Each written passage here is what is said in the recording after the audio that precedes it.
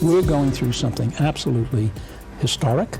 Technologies across the board are growing exponentially. It's a disruption that's going to completely redefine the way businesses compete. In the next decade, we're going to lose 40% of today's Fortune 500 companies. The exponential growth of computing is continuing. AI is nowhere near its full potential. Whether you like it or not, that the future cannot be stopped by anyone. So welcome back to the Future Tech and Foresight podcast. As always, I'm your host, Mark Verbenkov. So today's episode actually comes from one of the blogs that I've written, which can of course be found on the website, but these are typically articles that I write that go a little bit more into depth into some of the topics that are touched upon during the podcast discussions, but also some topics that are not necessarily brought up on the podcast, and this is going to be one of them. So I actually don't think I've talked about media or entertainment on the podcast before, and certainly not the future of media or entertainment, so I'm kind of excited to talk about it today. So why don't we just jump right into it. So if you are a fan of any kind of nonfiction universe or brand or IP, you pretty much have to rely on big studios and organizations to create your beloved content.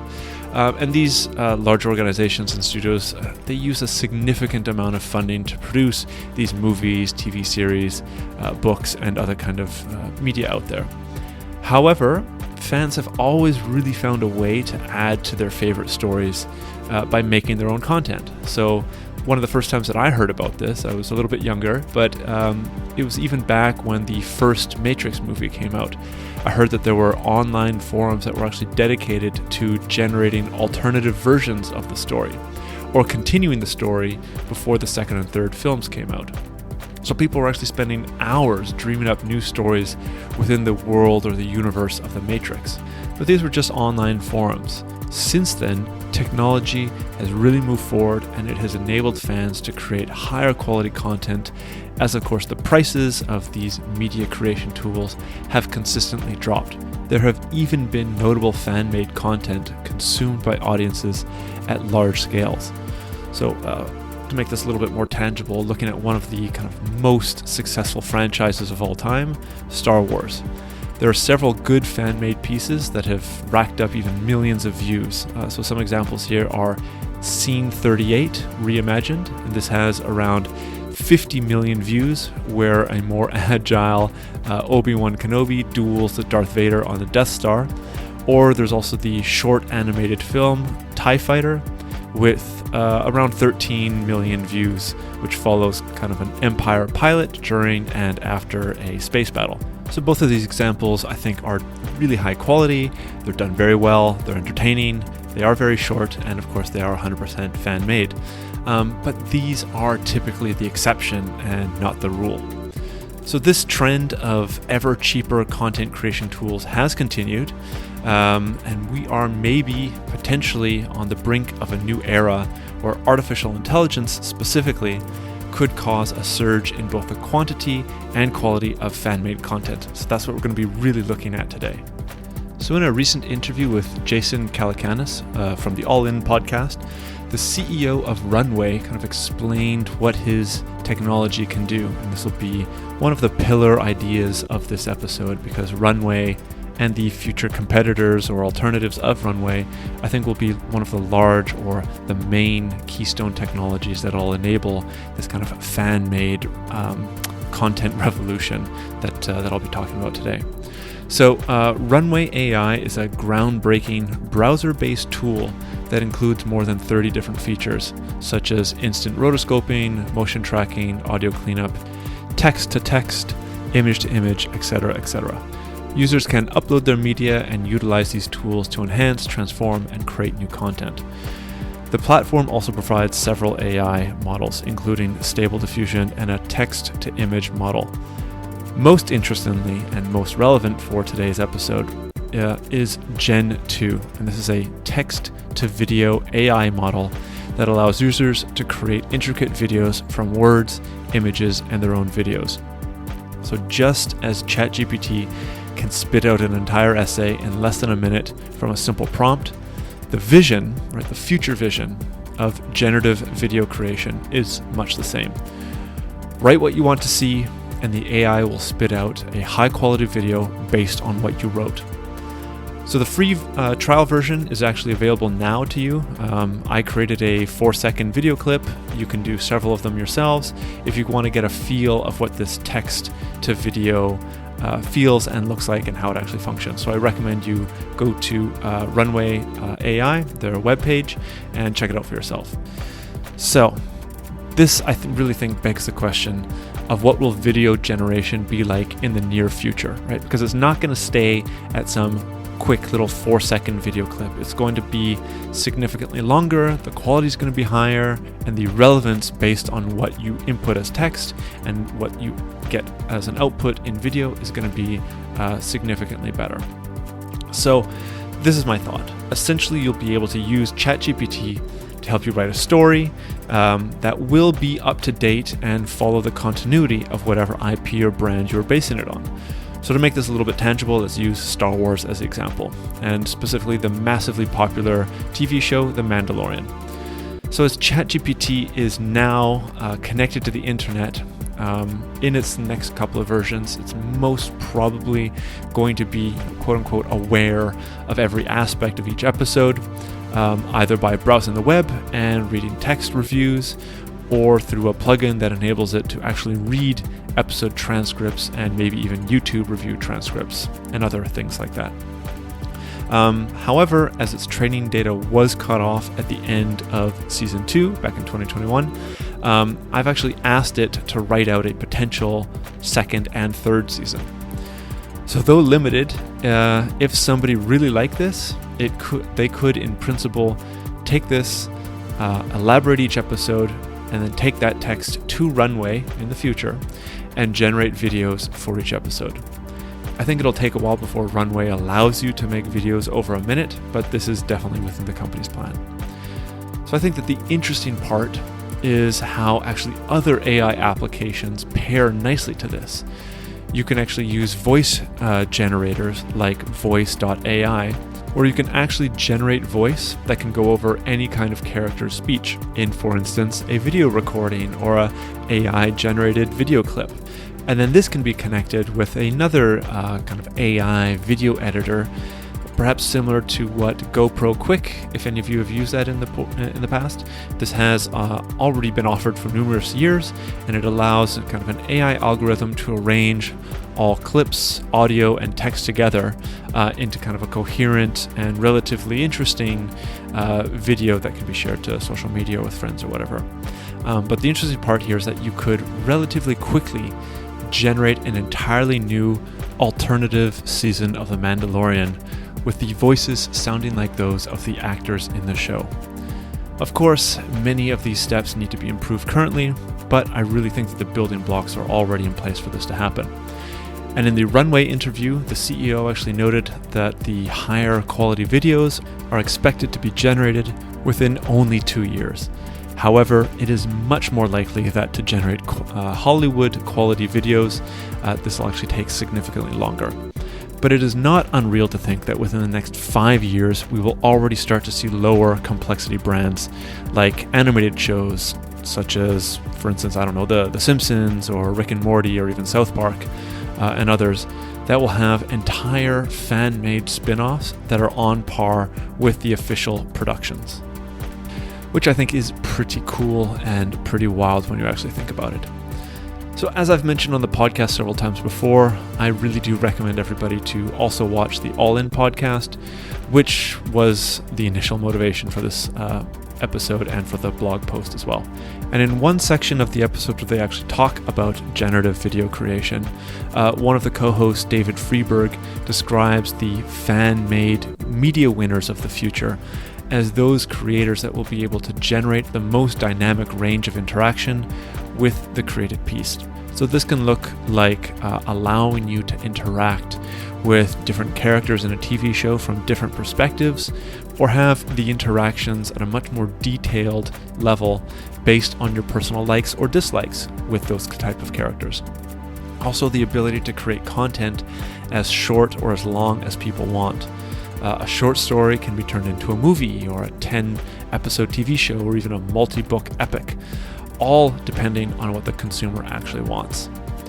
So I actually have a different perspective on who the winners will be. So I actually think it'll be those that are able to, for lack of a better word, sync their new creations with the official canon or narrative or storyline that happened in the past with kind of the official media that was created. And I think that this will get the most attention. The reason for this is that I think we're really starting to see a counter trend to the dominant narrative that has been really coming out of Hollywood out of the last maybe 10 years or so, where they have been changing, manipulating, and in some scenarios, many people would say destroying legacy characters and stories. You only have to go online and see images of the sea cow milk drinking Luke Skywalker as a perfect example of this, which many fans absolutely hated, myself included. So currently, if fans want to get their, for instance, Star Wars fix, they really only have one option, and that's to see what Disney produces. If it's less than desirable, the audience can complain and they can write bad reviews, but there's really no other Star Wars option for them to view. However, in the near future, there might be significant competition.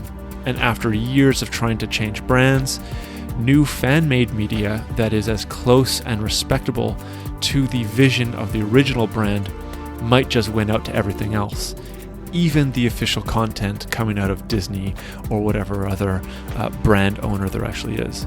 So even if it isn't as personalized or customized as described by David Freeberg, I think that this is the path that most, if not all, of the kind of like large winners of the future will take. So that's kind of a rough diagram or picture of the future of video AI generated content. But what about the impact of this? So as with any new technology that really enables new abilities for people, both positive and negative repercussions and aspects come about. One that I have talked about and written about time and time again is, of course, the nature of jobs.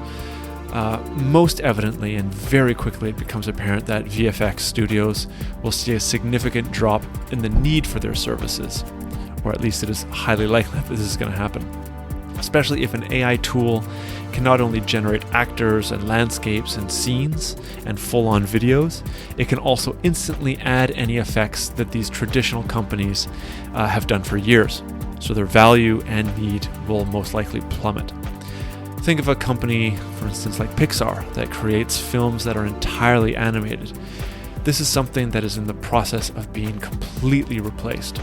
On the other hand, just as YouTube enabled an industry or an entire industry of content creators speaking on a wide range of topics, AI media generation will supercharge artists, amateur directors, and creatives of all kinds to realize their visions for a fraction of the cost than it would be otherwise, and give the opportunity for many to do this work that otherwise would have never been able to even start doing something like this. So I also think that Hollywood's business model might drastically change as well. Just like the music industry underwent massive transformations in the last few decades, intellectual property, I think, will arguably be more important than ever before. Take into consideration like large-scale sales, like George Lucas selling Star Wars to Disney for about $4 billion, or George R.R. Martin selling the rights of Game of Thrones to HBO for $15 million per episode. It is much more likely that in the near future, licensing of entire IPs will become the norm, where a small subscription can actually be purchased to use the IP, and this would allow creators to generate new stories, scenarios, and timelines. Perhaps none will be considered official, apart from a select few that maybe are going to have to pay significant sums of money, but the more variety of content out there actually means that there's more opportunity to attract people towards a brand. So this transformation isn't too wild of a thought, I don't think anyways. For example, we've seen the music industry implode and the behemoth record labels become less and less important. If the AI video generation era comes to pass, this might be the end of large Hollywood studios, as at least we know of them today. Hollywood as a whole, I don't think will disappear overnight though. With the advent of streaming services like Spotify, the role of large record labels underwent a substantial shift and the music industry was changed. So very briefly, Historically, record labels really acted more as gatekeepers than anything else, so they controlled every aspect of an artist's career, from recording and manufacturing to distribution and promotion. However, with the rise of digital music platforms, the industry was really democratized. This granted artists the autonomy to record and distribute their music completely independently. So what this shift actually did was it forced record labels to evolve from gatekeepers to service providers. They now offer still very valuable services such as playlist pitching or social media marketing and worldwide promotion, aspects that can be challenging for independent artists to actually manage. And the same may come to pass for Hollywood.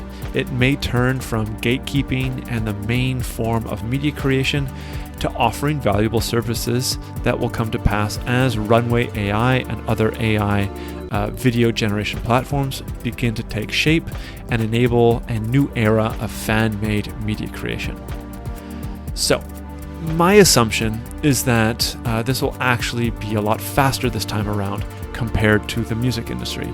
It won't take place overnight, and organizations can plan and implement strategies to take advantage of this coming shift. But for those that don't, it is very likely that their relevance will evaporate, like many record labels of the past music industry.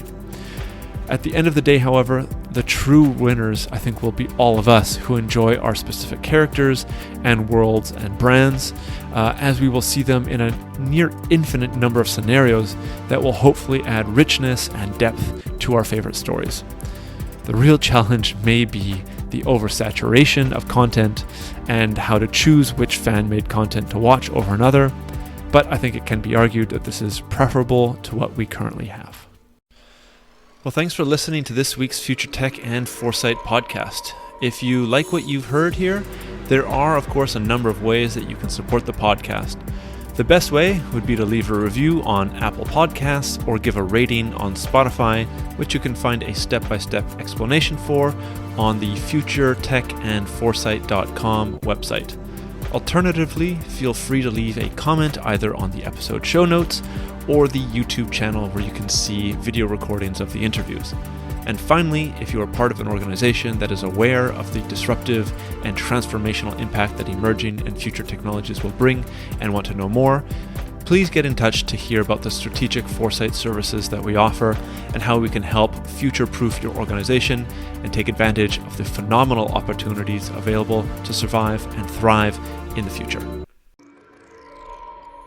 A lot of future-shocked people and future-shocked institutions in our society. They're simply overwhelmed. Once there is superintelligence, the fate of humanity may depend on what the superintelligence does. Science fact is catching up to science fiction. The first truly intelligent machine will be the last invention that humanity needs to make. The only scarcity that will exist in the future is that which we decide to create ourselves as humans. Within a 10-year design revolution, we can have all humanity living the highest standard of living anybody's ever known. Progress is accelerating at an exponential pace, and it's going to reach a point where progress is so fast it's going to be a singularity. We are probably one of the last generations of Homo sapiens. Every single headline points to the birth pangs of a Type 1 civilization.